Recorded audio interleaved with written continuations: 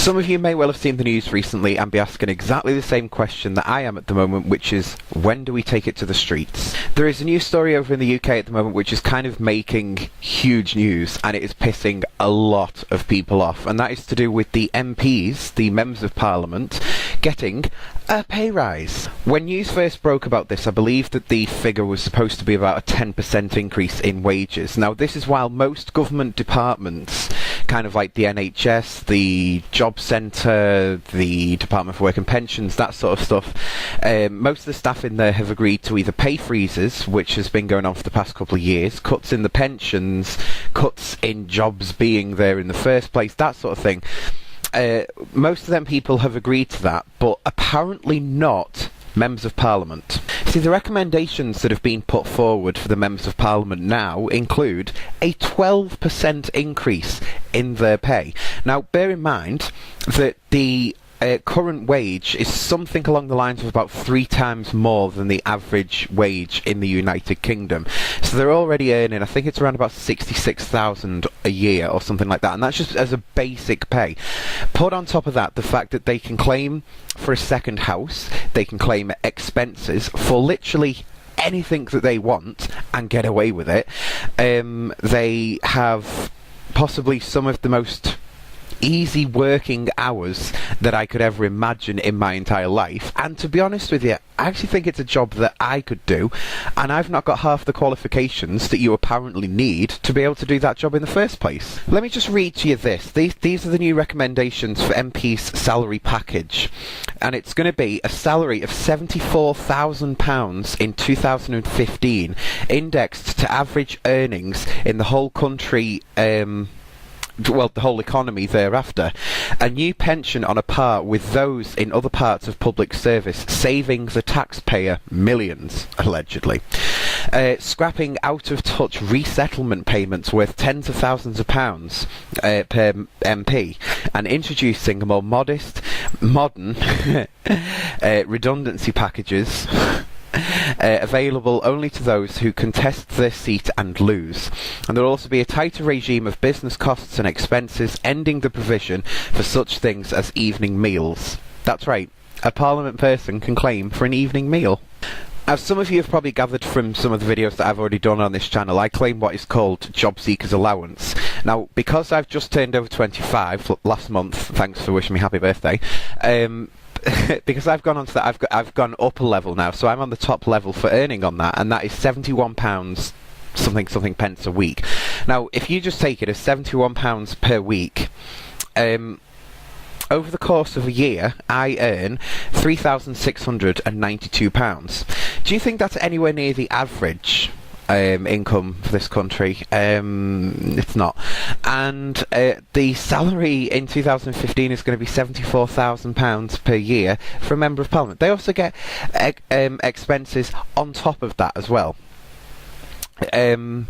So you know that bit a couple of months ago during that speech, and they all said, what was it now? We're in this together.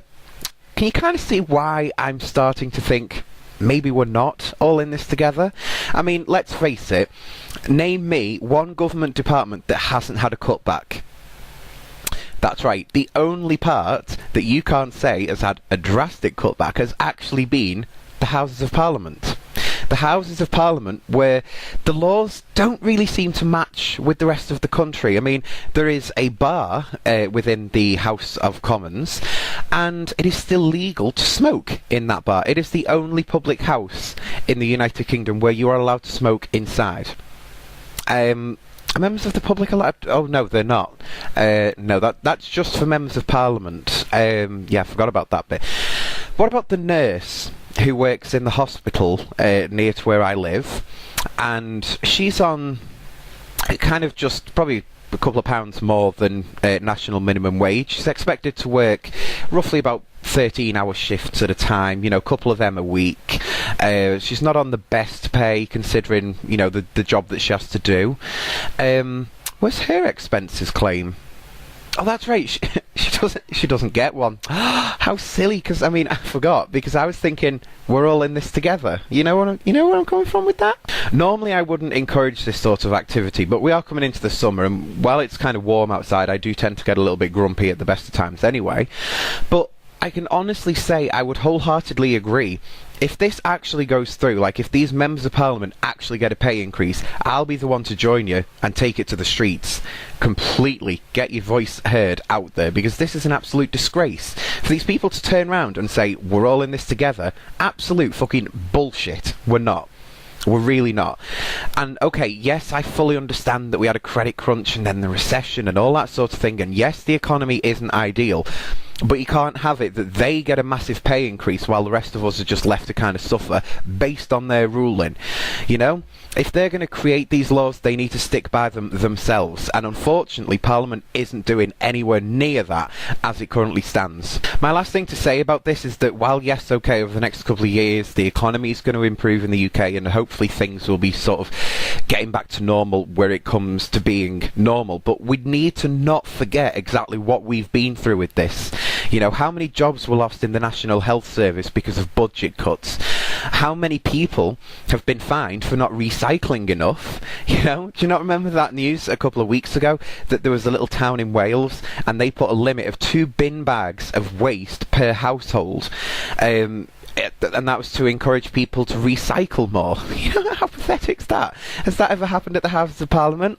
Has that ever happened in Downing Street? No, I don't think it has. I really don't think it has. But yet these people are the ones who are turning around to us and going, we're all in this together. Well, are we? Are we really in this together, David Cameron? Are you and me on a par with this? I kind of don't think that we are. And I kind of think that there isn't actually one political party at the moment which hasn't turned round and said something that's made me think, I'm going to vote for you. I mean, okay, up to now, with this whole pay increase and that sort of thing, okay, the leader of the Labour Party, he turned around and said, I won't accept a pay increase. Well, fucking bullshit.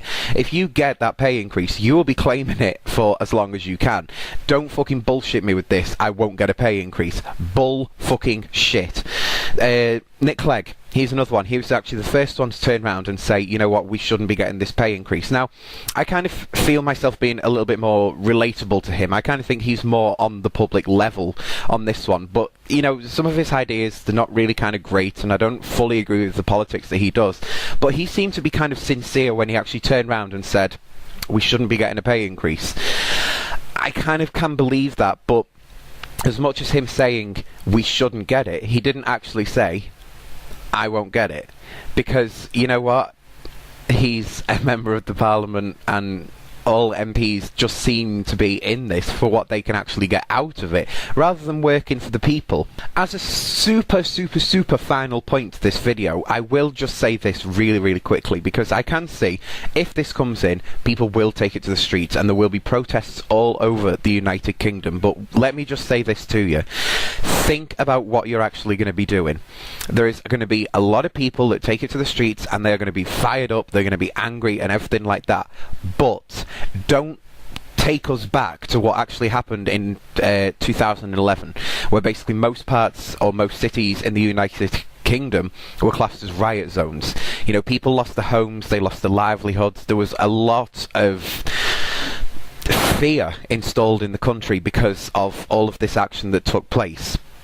You know, the people that you're getting angry about here are the members of Parliament. It isn't even the police service. You know, the police haven't done it. They don't, well, probably most police officers wouldn't actually support these lot getting a pay increase while their jobs are still on the line. You know, so have a little think about what you're actually going to do. If you see trouble happening while you've taken it to the streets, move away from the trouble. Let the troublemakers be dealt with separately. But if you are one of the troublemakers, don't fuck around. You know, burning down someone's local news agents isn't going to solve anything. It's not going to make the MPs sit up and listen.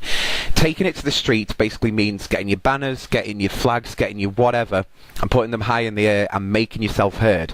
It isn't about setting fire to a supermarket.